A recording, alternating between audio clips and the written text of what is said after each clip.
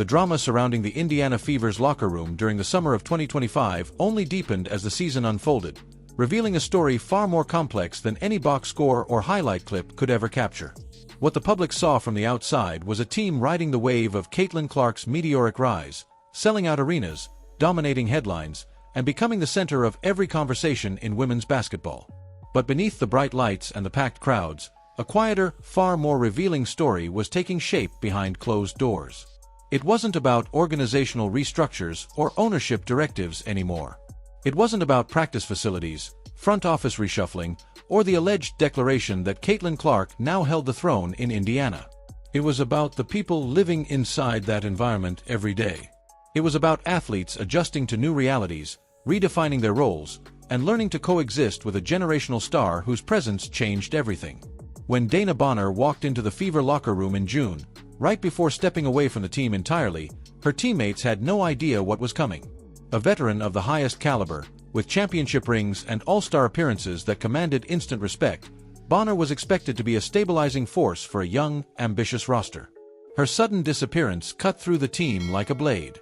The players weren't confused because her departure came out of nowhere. They were confused because it came without explanation, without warning, and without any sense of what triggered it. They had welcomed her with open arms, embraced her experience, and looked to her for guidance. When she walked away, they were left with only questions. And yet, the chaos surrounding that departure revealed something deeper.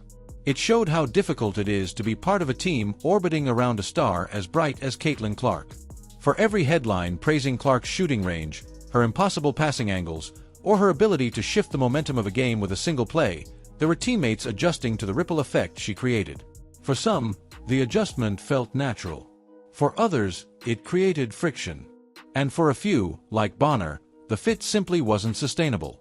Not because Clark was unlikable or difficult, but because the gravitational pull she brought into the franchise was unlike anything the WNBA had ever seen. Aaliyah Boston felt it first. The former #1 pick, Rookie of the Year, and foundational piece of the franchise entered her second season with the spotlight firmly attached to her name. Then Clark arrived, and the narrative shifted overnight. But instead of letting resentment build, Boston made a choice rooted in maturity and foresight. She decided that rising together was far more powerful than competing for attention. Her support wasn't performative. It wasn't something she did because cameras were rolling. It was genuine, visible in the small gestures, the public praises, the spontaneous interjections during press conferences where she lifted Clark up at moments when the young guard tried to downplay her own accomplishments. Their bond wasn't built on forced camaraderie but on shared experience. They had worn the same USA jersey before they ever wore the same Fever jersey.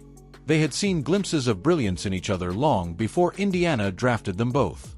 The affirmations they exchanged before games became a quiet ritual, a reminder that while the world tried to separate them into categories of star and supporting cast, they saw themselves as teammates working toward the same goal. Boston understood the weight Clark carried and made a conscious effort to ease that burden however she could. Her interviews, her energy, her support, every bit of it helped stabilize the locker room. Kelsey Mitchell's story added another layer to the dynamic. She had every reason to walk away after the 2024 season. Approaching her prime years, she could have signed somewhere else, taken a lucrative offer, or chosen a team where she would undoubtedly be the offensive focal point. Instead, she stayed.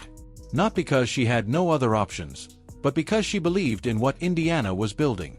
She believed in Boston. She believed in Clark. She believed in the foundation being laid beneath them. And she believed that she still had unfinished business in the city she had called home since the start of her WNBA career. Her presence meant stability. Her decision to return meant commitment. Her performance on the floor, especially playing alongside Clark, reached new heights. She didn't lose touches. She gained opportunity. Clark's gravity pulled defenders away, giving Mitchell the space she had waited years to finally exploit. Her numbers soared, her efficiency improved, and her presence became a necessary balance to Clark's spotlight. She wasn't overshadowed. She was elevated. Then there was Lexi Hull, the wild card whose story captured the heart of the season. She didn't step into the spotlight because she wanted to. She stepped in because she had to. When Clark went down with multiple injuries, Hull became the unexpected hero of Indiana's mid-season surge. But her numbers told the truth behind her role. With Clark on the floor, Hull thrived, shooting at levels she had never reached before. Without Clark, her efficiency plummeted. And yet, instead of complaining about the added pressure or the inconsistency in her game, she embraced the situation with humility and determination. Her appreciation for Clark's leadership wasn't rooted in deference but in respect. She saw firsthand how Clark kept spirits high even while rehabbing injuries, how she stayed engaged in film sessions, how she continued lifting her teammates even when she couldn't physically step onto the court. Through all of this, one thing became clear. The Fever didn't fracture under pressure. They crystallized. The departure of Dana Bonner, while painful and confusing, ultimately unified the group that remained. The players who stayed were the ones willing to buy into the larger vision. They were the ones who wanted to weather the challenges together. They were the ones who believed that their success wasn't dependent on individual glory but on collective strength. The Fever's identity shifted not because of one meeting from ownership, but because a core group of players chose to define their culture themselves. And at the center of that choice was Caitlyn Clark, not as a dictator, not as a franchise monarch, but as someone whose presence demanded growth, adaptation, and unity. Indiana's story in 2025 wasn't just about rising talent or new investments. It was about the emotional resilience of a locker room learning how to operate under unprecedented scrutiny. It was about the veterans who chose to stay, the stars who embraced each other, and the role players who stepped into moments bigger than they expected. It was about the team that remained after the dust settled. And it was about the new standard they quietly set while the world debated rumors and narratives from the outside. What about you? Do you think players like Boston, Mitchell, and Hull deserve more recognition for the way they've embraced their roles alongside Clark? Should they be celebrated more for the culture they're helping shape in Indiana?